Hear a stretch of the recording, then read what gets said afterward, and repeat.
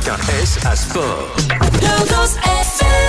Bonjour à tous et bienvenue sur le Gosse FM pour une nouvelle émission d'Avec un S à Sport. Et aujourd'hui, nous recevons Jean-Marc Gonnet, président des Sangliers Arvernes. Bonjour. Bonjour Jean-Marc, comment vas-tu ? Très bien, impeccable. Super. Nous avons une nouvelle chroniqueuse qui va intégrer l'équipe, c'est Sandrine. Salut Sandrine. Bonjour à tous. Tu vas bien ? Parfaitement. Bon. Et Maxime Secalo, qui est l'ami personnel de Pablo Longoria, le président de l'Olympique de Marseille. Il a le sourire parce qu'ils ont marqué 5 buts pour une fois. Salut Maxime, tu vas bien ? Salut Fabrice, salut à tous. Bah écoute, football champagne sur la Canebière ce week-end. Et oui, je me disais qu'Antoine avait un peu changé, mais je viens de préciser quand même. Antoine, il est moins beau quand même. Hein. En bien, j'espère. On lui fait un petit coucou. Ah, je pense que la queue de cheval, c'est pas trop mal. Antoine, ouais. Tu vas te faire tirer les oreilles.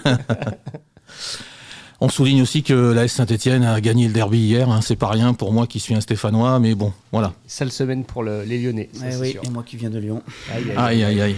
L'émission va être tendue. Un peu. Non. Ma femme est stéphanoise. D'accord.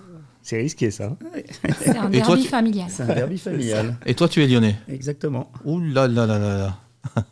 Il y en a qui ont le goût du risque. Hein. Exactement. Donc Jean-Marc Gonnet, tu es président des Sangliers Arvernes depuis la saison qui vient de s'écouler. Tu as trouvé cette saison comment ? Dans l'état d'esprit de tes joueurs, de ton staff, du club, comment tu as trouvé cette saison pour ta première ? Pour ma première, moi, c'était déjà une découverte. Et la saison, j'ai trouvé un peu compliquée.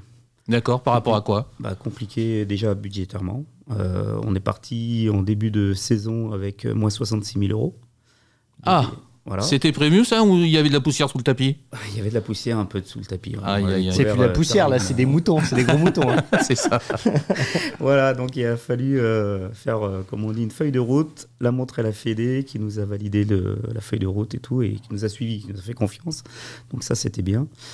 Donc sa première étape, en juin, on y va sur cette feuille de route. Et puis après, sportivement, il y a eu des hauts, il y a eu des bas, il y a eu des super événements, comme taper les premiers chez nous avec 1800 spectateurs. Donc ça, c'était formidable.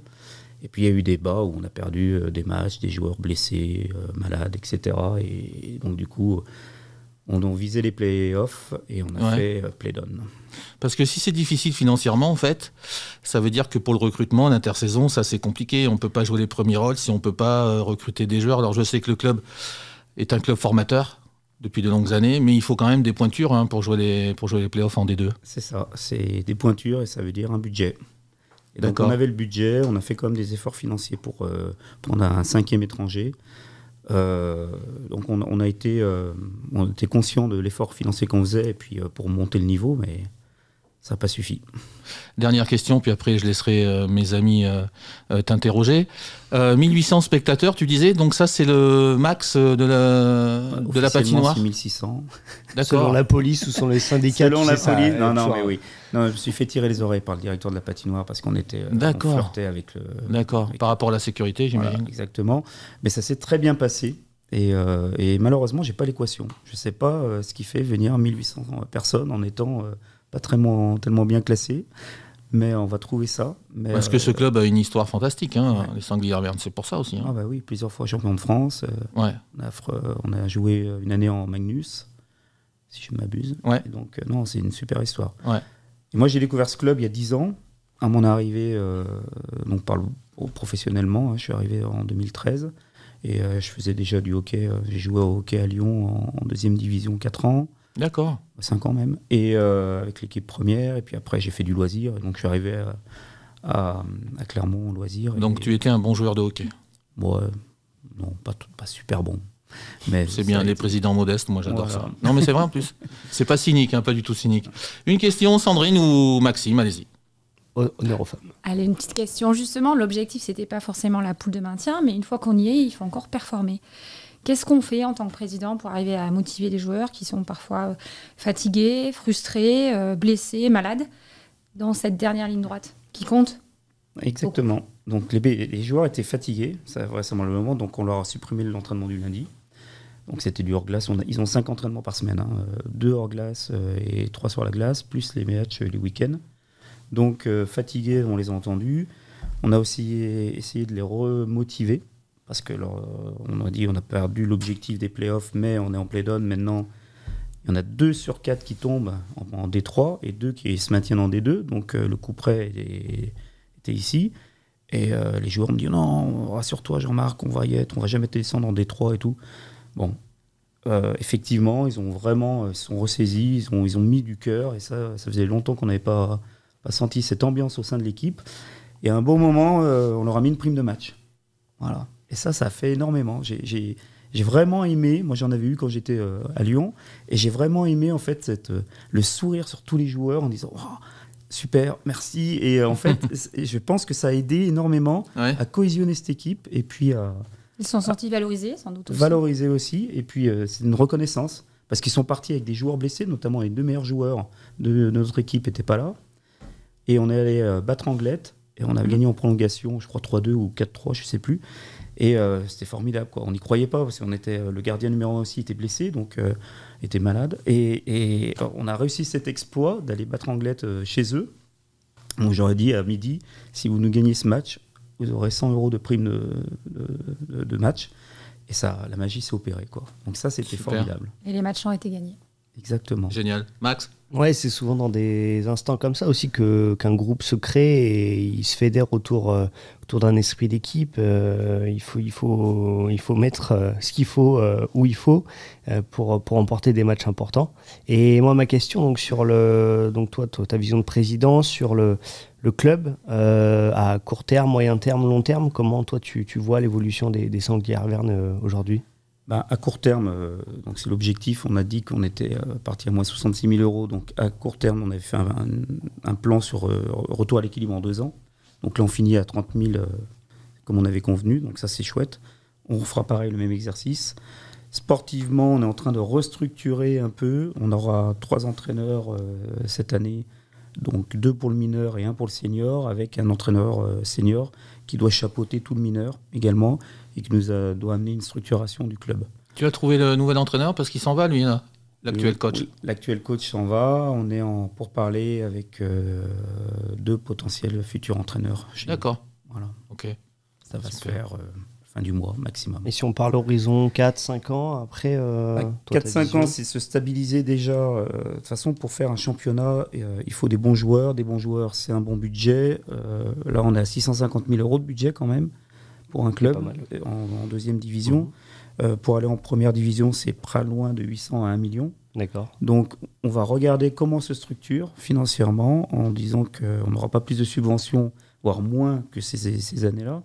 Donc, il faut faire venir les sponsors, etc. Donc, prendre des modèles qui sont bons. J'ai entendu qu'il y avait des clubs sportifs qui réussissaient très bien dans la région. Il y a des clubs sportifs. D'ailleurs, on fait un petit coucou à Lucarman. Voilà. C'est toujours le nerf de la guerre. On en parle ici depuis des semaines, mais le sponsoring, les partenariats privés ou publics, en soi, c'est vraiment le nerf de la guerre, que ce soit pour les clubs ou même pour des athlètes individuels. On recevait aussi des athlètes qui font du 800, lancer de marteau, etc. Et c'est toujours le nerf de la guerre. C'est compliqué. Malheureusement, c'est le nerf de la guerre, ça c'est sûr. Et il y a un deuxième projet qui doit arriver normalement. Bon, ça c'est dans les tablettes, mais rien de fait. On devrait peut-être réaménager la patinoire, donc raccourcir un peu la patinoire et puis surtout faire un vrai VIP, donc avec des tribunes, des vraies salles. Ce qui peut aider pour les partenaires. Exactement. Et là... on pourra prétendre à avoir des partenaires de plus gros calibre et de faire effectivement... Et oui, parce que c'est vrai que le réceptif aujourd'hui, on le voit dans plein d'endroits, des clubs essayent un peu de bricoler avec ce qu'ils ont, mais c'est vrai qu'avoir un vrai réceptif avec des vraies infrastructures, même en gage de communication et de marketing, c'est très important. Ouais, et puis un chef d'entreprise, quand il peut donner 5 000, 10 000 € par saison, voire plus, mais ce qu'il veut faire, c'est du business. Donc le mec, il est passionné de hockey sur glace, donc ça n'a pas de souci, il va donner. Mais voilà, il va avoir des contacts supplémentaires et puis faire du business. Et ça se passe comme ça dans les clubs. C'est ça, on essaie de créer un réseau entre partenaires. Donc on fait des journées à thème, des choses comme ça. On s'est coquiner avec l'ASM en mêlée aussi. Donc on fait des échanges de journées. Ouais. Donc ça marche pas mal. Quoique la mêlée de l'ASM n'est pas en forme en ce moment, mais oui, vas-y. Ouais. Effectivement. Et puis on essaie de faire des contrats gagnant-gagnant. Parce qu'un industriel ou un partenaire, il est là pour dire qu'est-ce que vous m'amenez. Donc on a des vidéoprojecteurs, on leur diffuse des annonces, on les aide, on leur fait de la pub, etc. On les cite. Donc voilà, il faut que ça soit un contrat sain et gagnant-gagnant pour pouvoir réussir un bon partenariat. C'est à ce que l'on croit. Donc David Bory fait partie de l'organigramme du club, hein, Jean-Marc, c'est ça? Exactement, c'est notre préparateur physique depuis quelques saisons, je dirais 2 ans au moins, et donc il prépare 2 fois par semaine notre équipe avec l'Artenium, qui est une structure d'accueil, et on est très content de sa prestation, et les joueurs aussi, et on n'en démord pas. On veut continuer avec David Bory. Et ouais, c'était un très très bon rugbyman de haut niveau qui jouait à l'aile gauche. Ce numéro 11, il en a transpercé des défenses et marqué des essais. On en parlera tout à l'heure des essais de la SM Clermont-Auvergne avec sa défense porte ouverte ce week-end. Sandrine ou Maxime, une petite question à Jean-Marc, ou on part sur un autre sujet, peu importe. Maxime? Ouais, concernant David Bory, tu parlais du staff, donc la préparateur physique. Est-ce que c'est quelque chose, forcément, pour qu'un club grandisse, il faut que le staff s'étoffe? Oui. On parle des entraîneurs, mais il y a beaucoup de choses, les kinés, il y a beaucoup de choses très importantes dans aussi des sports comme peuvent être les sports de contact, comme le hockey. Toi, tu as ton point de vue là-dessus? À mon point de vue, oui, c'est ça, on se professionnalisme. Et donc, on a un préparateur physique, on a un préparateur mental avec Sébastien Bonnefoy, et puis M. Buon en préparateur kiné, etc. pour l'équipe. Donc on a 3 staffs, 3 personnes qui encadrent cette équipe et qui accompagnent surtout les soirs de match pour le préparateur de kiné. Donc tu es en train de nous dire, Jean-Marc, que l'équipe l'année prochaine n'aura pas d'excuses parce qu'elle a un préparateur physique, préparateur mental, donc il n'y aura que des bons résultats. Exactement. Tous les ingrédients sont là pour faire une bonne saison. Donc le scoop ce soir, c'est que les Sangliers en Verne vont remonter en D1 l'année prochaine. C'est le scoop de ce soir? Alors non, c'est pas l'objectif, mais on espère franchement faire les playoffs, bien évidemment. Le scoop de ce soir, c'est de se remettre sur les rails, ça c'est sûr, financièrement, et ensuite accéder aux playoffs, et puis monter. Eh ben, c'est tout ce que je souhaite aux Sangliers en Verne. On va parler rugby. Parce que la SM Clermont-Auvergne a encore perdu ce week-end, un match qu'elle maîtrisait en deuxième mi-temps. Après une fin de première mi-temps qui a été catastrophique, où on prend 3 essais en 5 minutes. Là, c'était journée porte ouverte pour la défense clermontoise. Alors j'espère que Christophe Furios sait ce qui s'est passé. Mais qu'est-ce que t'en penses, toi, Sandrine, de prendre comme ça? Comment ça se fait qu'on peut prendre 3 essais en 6 minutes comme ça? Est-ce que mentalement, les joueurs, là, ils sont frais, ou pourtant, il fallait se reposer quand même, hein? C'est une équipe qui reste encore assez imprévisible, je trouve. Elle a perdu face au Racing, puis gagné face à La Rochelle, pas forcément là où on l'attendait. Elle partait jouer à Toulon, à domicile.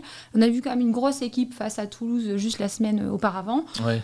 Malgré notre chauvinisme un peu auvergnat, on pensait presque qu'on pouvait perdre de manière bien plus terrible, honnêtement, là-bas. C'est vrai. Et puis le match commence et finalement on a vu des choses qui étaient quand même agréables à voir, très honnêtement. C'est vrai.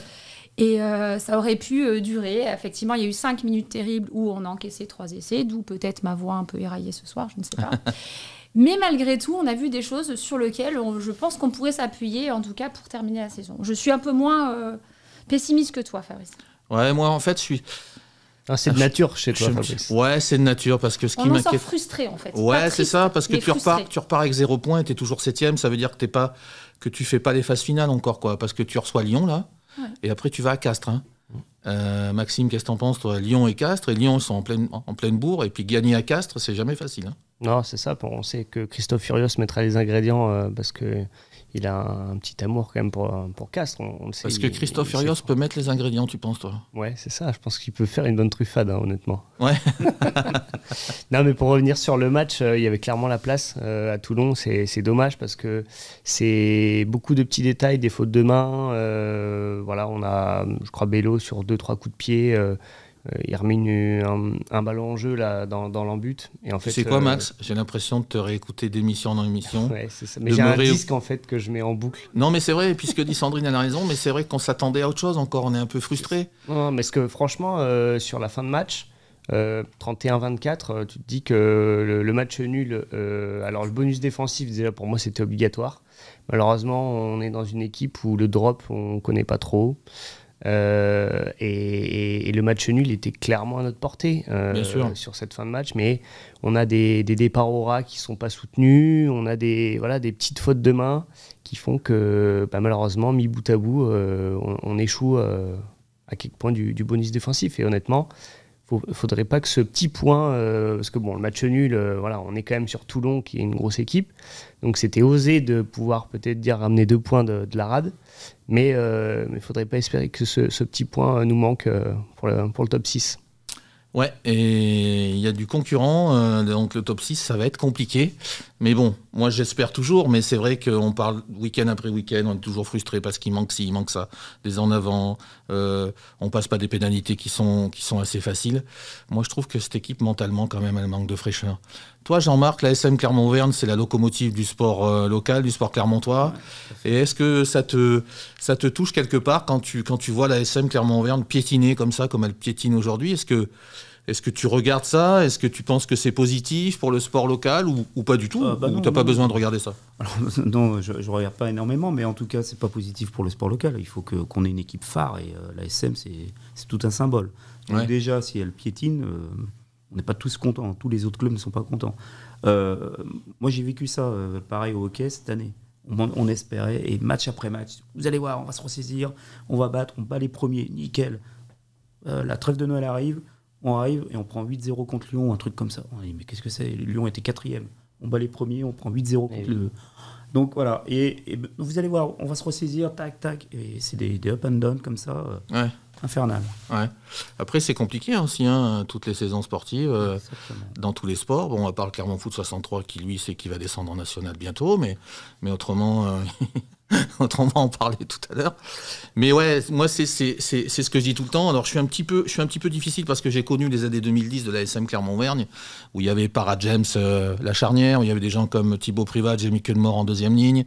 Enfin, il y avait des joueurs qui étaient exceptionnels. Donc, c'est vrai qu'aujourd'hui, je pense que Christophe Furios, c'est un bon coach, mais il n'a peut-être pas aussi le produit en main pour réaliser ses objectifs, quoi. Donc, et le hockey, c'est peut-être pareil. Peut-être que tu irais chercher peut-être 2-3 joueurs russes ou américains, leur mettre un petit billet dans la poche, et puis comme ça, tu peux pas savoir, on est en plein dedans. Je sors d'une communication avec le vice-président. Mais c'est mon petit doigt qui me l'a dit, tu vois, il est très renseigné, mon petit doigt. Le responsable de la D2, là, pour justement, c'est combien d'argent on met sur le coach, et le coach, qu'est-ce qu'il nous amène comme joueur, et on a besoin d'une masse financière pour pouvoir payer et un bon coach et des bons joueurs. Parce que le coach tout seul ne fera rien, les bons joueurs mal coachés ne feront rien. Exactement. Et avoir ça, l'équation, c'est pas évident d'avoir bon sur tous les tableaux.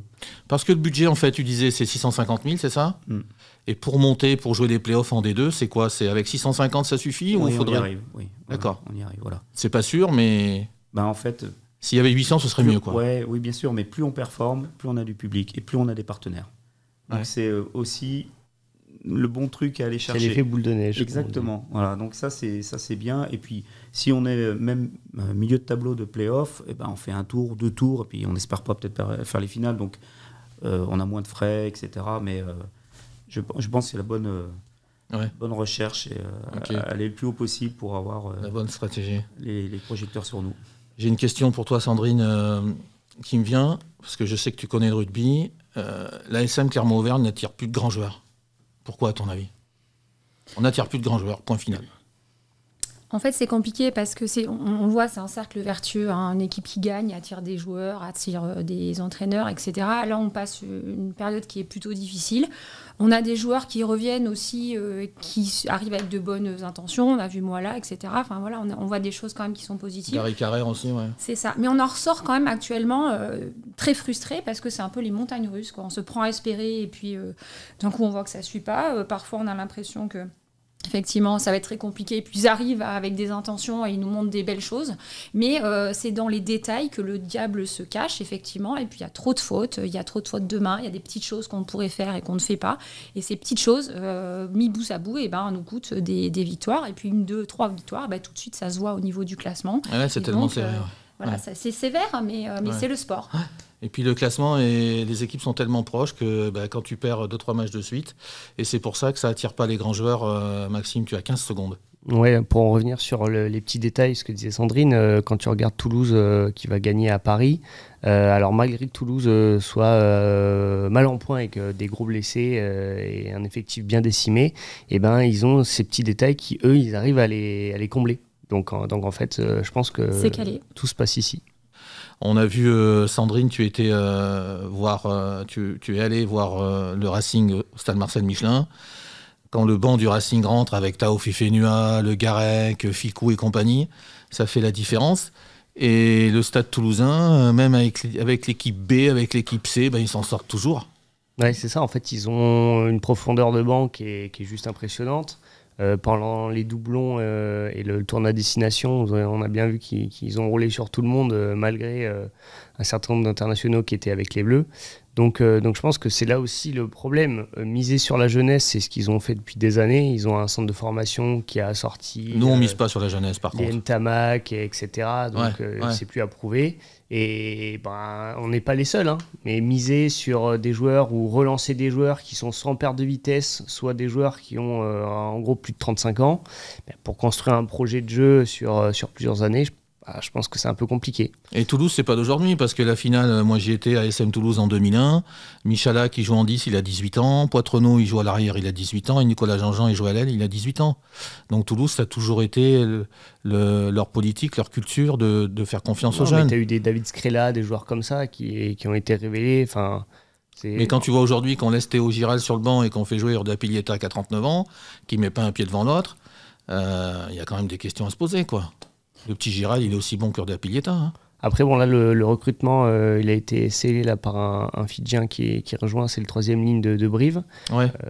Et donc, on voit qu'avec Harry Plummer, 26 ans, là, qui arrive en 10 l'an prochain, on a c'est l'Evasio Tolofoa qui nous plante un essai, d'ailleurs, petite dédicace. Mais c'était une petite il n'a pas célébré, donc ça va.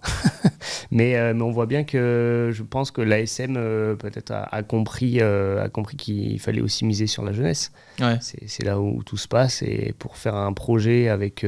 on a le One ASM qui va sortir de terre dans quelques années. Ouais. Il faut miser sur les jeunes, c'est sûr. Ok, Jean-Marc, les jeunes au Sanglier Arméen. Très belle question. Ouais, c'est la politique un peu ou... Ça a été la politique. On avait une structure à l'époque avec le HR qui était un regroupement entre Roanne, Lyon. Roanne et Lyon. Moi, je m'en souviens de ça. Donc ça offrait aux jeunes la possibilité de jouer en D1, en D2, D1 avec Clermont, D2 avec Lyon et Roanne. Et pareil pour les U20, U20 Élite et U20 Excellence. Donc c'était une vraie politique et là il y avait une structure. On a perdu cette association, ça a été cassé par la Fédé. Et puis maintenant, on se retrouve, et c'est une vraie question, les jeunes. Cette année, j'ai eu beaucoup de reproches en disant on ne fait pas jouer assez nos jeunes, on a perdu des jeunes. On perd les meilleurs. C'est normal, les jeunes, ils veulent jouer. Hein. Exactement, les jeunes veulent jouer, et nous, voilà. Alors moi, je n'ai pas voulu m'en mêler. S'ils ne jouent pas, ils s'en vont en plus. Exactement. On l'a vu dans plein de clubs, dans tous sports confondus. Alors, après, s'ils s'en vont aussi, il y a ce qu'on appelle les structures. Donc nous, on n'est pas encore assez fort structurellement, et pour posséder tout ça, pour pouvoir leur donner des garanties, des entraînements supplémentaires, etc. Ouais. On est à la Cité des Talents actuellement. Le hic, on fait un petit coucou à Mylène Toubani-Bardet d'ailleurs qu'on a reçu ici, qui est la présidente de la Cité de tous les talents. D'accord, ok. Donc on est inscrit dedans et le hic, c'est qu'on n'a pas les créneaux de glace qui permettraient d'être en équation avec la Cité qui nous. Et il n'y a aucun moyen d'avoir des créneaux, il n'y a aucun moyen de. La pression, je pense, je sais pas. Pour l'instant, c'est ce que voilà. Donc on doit travailler sur ce dossier-là, de être cohérent avec les créneaux de libre pour pouvoir libérer nos jeunes, pour qu'ils puissent s'entraîner. Sandrine, t'en penses quoi, toi, de la place des jeunes dans le sport ? Moi, je pense que d'une manière générale, pour gagner, il faut être un peu mort de faim. En tout cas, et je pense qu'à peut-être à 50%, la victoire, elle est dans la tête. Et le mental, ça joue beaucoup. C'est pas le hasard. Si aujourd'hui, on a beaucoup de préparateurs mental, etc. Et donc, on va la retrouver, cette envie, parfois, chez des jeunes. Et on a vu des équipes pour une occasion ou un match, engager tous ces jeunes parce que où les plus anciens étaient pris, etc. Et on les a vus arriver sur le terrain avec envie de tout bouffer et avoir des résultats qui étaient vraiment très honorables. Moi, j'y crois vraiment. Et je pense que cette jeunesse, elle insuffle quelque chose et de l'envie d'aller chercher quoi qu'il arrive. Elle n'est pas aigrie. Elle a envie de jouer et elle s'implique. Et je trouve ça, voilà. Je trouve qu'on ne mise pas en tout cas assez, notamment sur les jeunes, mais encore faut-il avoir derrière des centres de formation, des budgets qui soient dédiés, passer des jeunes qu'on suit sur le long cours. Donc c'est aussi, ça répond aussi à des contraintes financières qu'on comprend bien. Tu vas garder la main, après vous pouvez intervenir Jean-Marc et Maxime bien sûr, sur le biathlon. Voilà un vrai sport, le biathlon au moins. avec des gens qui sont... moi, ce qui me marque le plus dans le biathlon, c'est quand on voit arriver ces hommes et ces femmes qui n'arrivent presque plus à respirer après la ligne d'arrivée. C'est un truc de dingue. Moi, ça me... Et qui s'écroule carrément. Ouais, ça me touche positivement. Ouais. C'est un sport hyper compliqué. Sandrine, alors, comment... Moi, c'est une question que je me pose toujours. Comment l'équipe de biathlon peut être aussi performante que ça ? Et les équipes de tennis, chez nous, elles sont complètement ras des pâquerettes. Donc ça veut dire que c'est... Tu parlais de mental tout à l'heure. C'est ce qui fait la différence, je pense. Bon, l'entraînement physique, bien sûr. Mais le mental joue quand même un sacré rôle. C'est important. Alors moi, je voulais vraiment donner un coup de chapeau à cette équipe qui nous a fait vibrer pendant tout l'hiver, on va être clair. Lors de la dernière course à Oslo, il y avait 1 500 000 téléspectateurs qui suivaient cette épreuve, et c'est pas rien quand même pour un sport. Donc ça passe devant le ski, devant les sports de glace. Donc j'ai cherché aussi à comprendre pourquoi est-ce qu'il y avait cet engouement. Moi, c'est une équipe que je suis depuis longtemps, tant chez les hommes que chez les femmes. On l'a vu aussi dans les championnats du monde. 12 courses, 6 victoires françaises, que ce soit en relais, que ce soit dans toutes les disciplines. Alors c'est vrai qu'on a des fers de lance, on a des équipes qui sont très solides en France. Et on a aussi surtout, et là je rejoins ce que tu disais tout à l'heure, des jeunes derrière. C'est-à-dire qu'on a la Coupe du Monde traditionnelle dans laquelle les Français et les Françaises performent, mais derrière il y a l'IBU Cup, qui est l'antichambre de la Coupe du Monde, et où il y a énormément de Français et de Françaises qui performent vraiment. Dans les 8 premiers, à un moment on avait 8 Français et Françaises, donc c'est pas le hasard. C'est une épreuve qui est combinée, qui est très spectaculaire, qui allie à la fois une performance physique et à la fois une performance technique, parce qu'il y a toute l'équipe derrière, soit au niveau des skis, de la préparation, du fartage, du tir, etc. Et donc c'est quelque chose qui est très spectaculaire à regarder. Et je pense que c'est aussi pour ça que les gens de plus en plus sont passionnés. Sur un week-end, vous avez 5-6 courses aussi, donc c'est plaisant à regarder. Et puis voilà, je trouve aussi que c'est porteur de certaines valeurs, d'engagement, de résistance. On les voit s'écrouler à la fin, effectivement. Ils et elles vident leur trip sur la piste. C'est clair. Et puis au niveau du tir, c'est quand même, on le voit, quelque chose de très visuel, et c'est aussi pour ça que ça fonctionne. Ah ouais, c'est top. Et puis j'aime bien, moi, Lou Jean Monod, Justine Brezas-Boucher, enfin tout, Julia Simon, c'est ça ? Julia Simon, oui, toutes les filles. Cette culture que j'ai quand même. On a une équipe féminine qui danse, voilà, exactement. On a vu aussi ces images de la dernière course où le titre se jouait pour le gros lobe dans les derniers 100 mètres. Et puis bon, effectivement, on a vu Lou Jean Monod être tassé dans les barrières. Et puis on a vu du coup Franziska Preuss se pleurer à l'arrivée. Oui, effectivement, parfois à triompher. Max, tu regardes toi dans telle manière. Ouais, alors j'avoue que je suis déjà occupé par pas mal de sports. C'est vrai que toi tu regardes, t'as le multi-écran, toi, ouais. Mais j'avoue, non, moi pour ma part, et moi ma culture biathlon et comment j'y suis arrivé, c'est que je trouve qu'il y a un fil conducteur avec les générations. Moi, c'est vrai que donc plus jeune, il y avait Jason Lamy-Chapuis, on a eu Émilien Jacquelin, on a eu des gros leaders et des gros champions. Aussi. Martin Fourcade, évidemment, maintenant au comité olympique, qui est quelqu'un. Exactement. Voilà, je pense un des meilleurs athlètes français, sans discussion possible. Ouais. Et on a eu ce fil conducteur justement de génération. Des fois, dans des sports, on a des joueurs, on a eu, tu vois, un Zinedine Zidane dans le foot, qui était un ballon d'or, meilleur joueur du monde, etc. Mais pas forcément après, tu vois, on a le ballon d'or français, on n'a plus depuis, tu vois ce que je veux dire ? Ouais, je comprends. Et dans le biathlon, on a su créer des champions aussi et avoir ce fil conducteur, ce fil rouge avec des immenses champions d'année en année. Donc je pense que c'est... On est dans une génération post-Fourcade, effectivement, mais si son frère est aujourd'hui entraîneur, il n'y a peut-être pas de hasard. Mais on a effectivement aujourd'hui une forte génération qui est là, qui est très présente, que ce soit avec Julia Simon, avec Justine Brezas-Boucher, avec Lou Jean Monod, etc.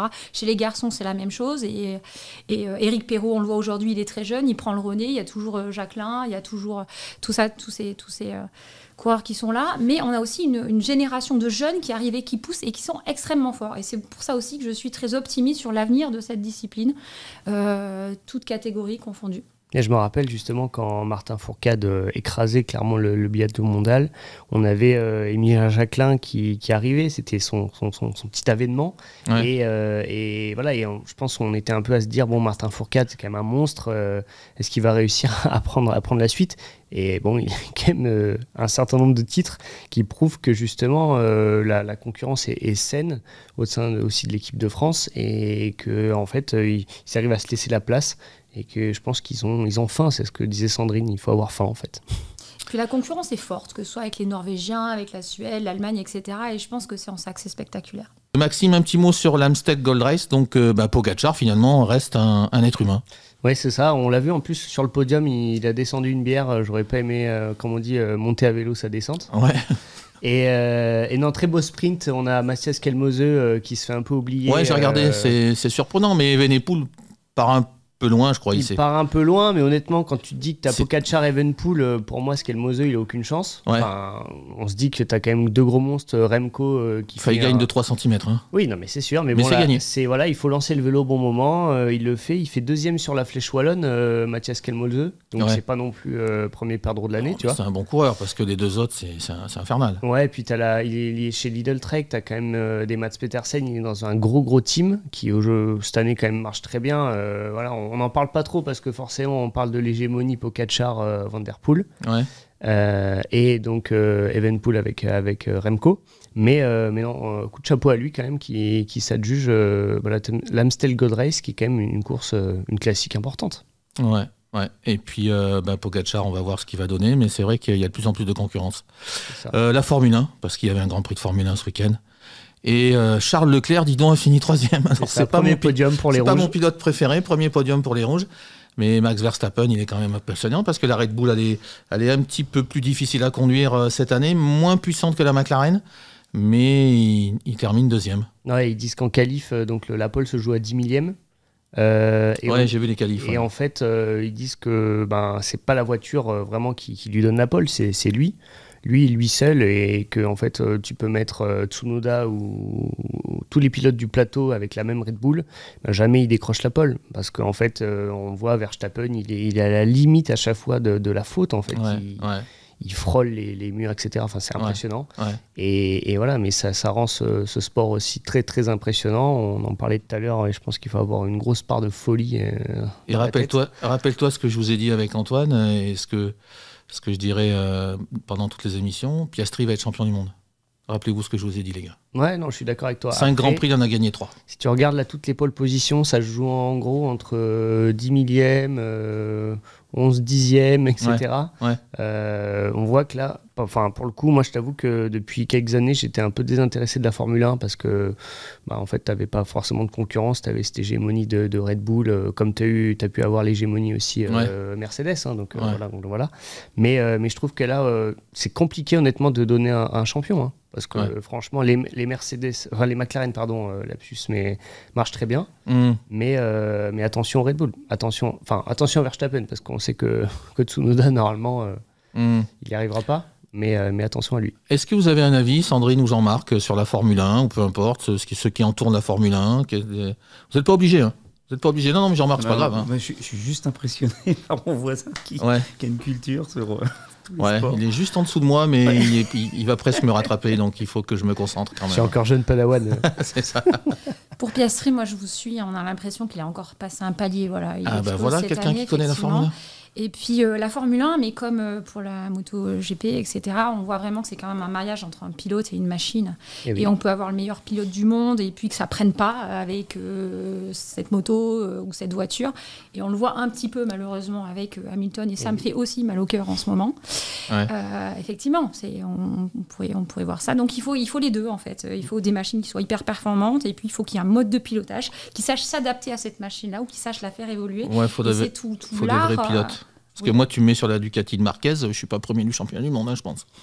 Non, mais ce que je veux dire par là, c'est que Marc Marquez, il a tellement de talent, il a une super moto, donc la conjugaison des deux font qu'il va être champion du monde pour moi cette année. Il n'y a même pas photo, il n'y a pas d'adversaire pour lui cette année. C'est peut-être qu'il sait aussi très bien s'adapter à peu près toutes les machines. Ça fait partie aujourd'hui du talent des pilotes de s'adapter à tout type de machine, ou en tout cas de les faire évoluer techniquement pour qu'elles puissent aussi s'adapter à leur manière de piloter, ou alors faire évoluer leur manière de piloter. C'est sûr que tu as un supplément d'âme que je pense Verstappen, et quand tu le vois même sur Charles Leclerc, ça fait plusieurs saisons qu'il est en rouge.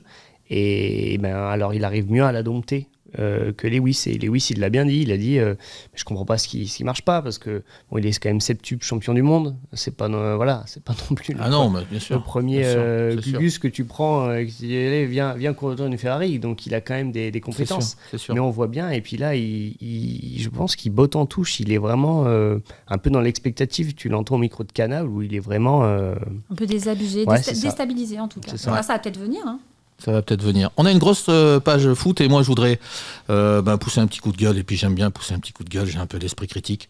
Le Clermont Foot qui devait absolument gagner contre 3, et puis ils ont perdu 2-0 parce que il y a toujours rien dans cette équipe. J'incrimine pas Sébastien Mazera, il fait ce qu'il veut. Enfin, il fait ce qu'il peut, pardon, lapsus révélateur. Il fait ce qu'il peut parce qu'il prend une équipe qui est complètement déstabilisée moralement, et il y a plus de football dans cette équipe-là. Donc voilà, avec un président qui est complètement absent. On ne sait pas trop où l'argent est passé d'ailleurs, mais enfin ça bref. Et voilà, moi je pense qu'ils ont un pied en national, c'est triste. Bon, il y a une finale au Red Star. Ce match, il faut pas le perdre. Mais bon, on verra bien. Moi, je souhaite de tout cœur que le Clermont Foot se maintienne en Ligue 2, parce que franchement, avec un beau stade à 16 000, si tu descends en national, ça craint un peu quand même. Ça craint vraiment. Sur ce match-là encore, rapidement, mais tu domines 40 minutes. La première mi-temps, tu la domines, honnêtement. Et tu prends un but juste avant la pause. Donc forcément, tu rentres au vestiaire à 1-0. Mentalement, c'est pas pareil. Tu reviens en seconde période.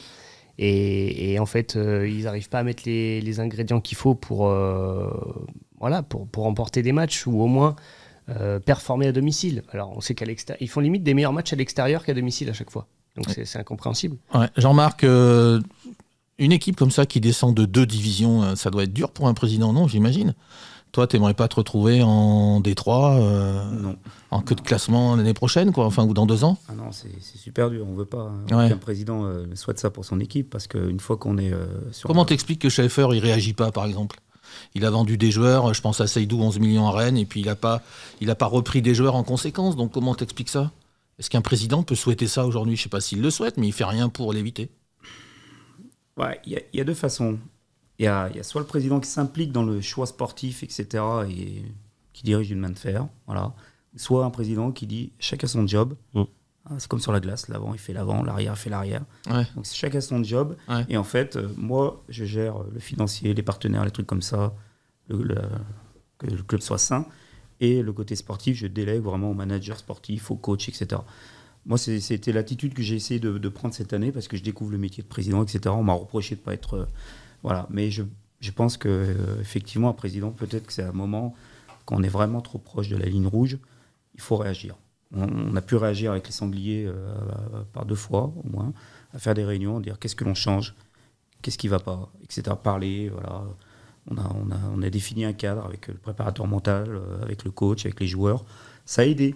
Parce qu'après, on a eu une période où on a ressenti un peu d'envie. L'envie de gagner, l'envie de démontrer qu'on veut mouiller le maillot. Et que, voilà. On le voit d'ailleurs, petit exemple avec le Paris FC. Ouais. Qui du coup, eux, ils ont LVMH qui a été racheté. Ouais. Mais derrière, c'est la Galaxy Red Bull qui va gérer le sportif. Ouais. Donc voilà. Bon, ils ont des moyens de Paris FC. Oui, non, mais bien sûr. Mais au moins, tu sais que tu gères pas, tu mets l'argent, mais au moins derrière, tu as du sportif et qui tient la route. Il reste 1 minute 40. J'ai envie de chanter une chanson. Qui c'est les meilleurs? Évidemment, c'est les Verts. On a un beau public et les meilleurs supporters. Saint-Etienne a battu Lyon 2-1. Jean-Marc, je suis désolé, t'es lyonnais, mais là... Ma femme est stéphanoise. Eh oui, donc elle devait être contente. Oui. Franchement, alors c'est vrai que Stassin méritait un carton rouge, parce que la faute, elle est vraiment quand on la voit au ralenti. Tu vas me dire ce que t'en penses. Et puis Marseille, qui a marqué 5 buts pour une fois. Contre Montpellier, qui est dernier aussi, qui est à la rue, mais il n'y avait que 1-0 à la mi-temps, je crois. Ouais, c'est ça. Après, on a vu Marseille se prendre les pieds dans le tapis contre des mal classés. Donc honnêtement, on ne va pas bouder un 5-1 au Vélodrome. Ça fait longtemps qu'on ne l'avait pas vu, donc ça fait toujours plaisir. Et pour revenir sur la SSE contre l'OL, le derby, c'est vrai que moi, le Texier, j'ai un peu du mal avec lui, donc l'arbitre du match. Moi aussi. Sur ses décisions, là, clairement, Stassin, il peut casser la cheville ou le tibia de Tolisso. Et il est déjugé par l'arbitre VAR qui lui demande d'aller voir, et du coup il change sa décision en rouge pour un jaune. Moi je comprends pas, il parle d'intégrité du joueur contre un PSG-OM avec Amin Harit et Marquinhos. Donc je pense qu'il faut être cohérent, et l'arbitrage français c'est très compliqué. C'est un arbitre qui arbitre le Real Madrid en Ligue des Champions en début de semaine. Donc c'est quand même, je pense, un arbitre reconnu et qui a des compétences. Mais je pense que là, avec tous les moyens qu'on a aujourd'hui, on ne peut pas faire des fautes grossières comme ça. Ok, c'est déjà terminé pour cette émission. Merci Jean-Marc d'avoir accepté notre invitation. Merci à vous, c'était très agréable. On te réinvitera quand les Sangliers Arvernes seront en D1, bien sûr, l'année prochaine. Tu nous as annoncé ça tout à l'heure. Et puis Sandrine, merci beaucoup pour ta présence. Merci d'avoir répondu favorablement à notre invitation. C'était avec plaisir. Merci beaucoup. Et puis Maxime, à très bientôt. Et Sandrine aussi, bien évidemment. Voilà, c'est terminé. Vous pouvez nous retrouver en replay, en podcast sur notre chaîne YouTube et sur nos réseaux sociaux. À mardi prochain sur le Goss FM. Au revoir. Avec un S à sport. Le Goss FM.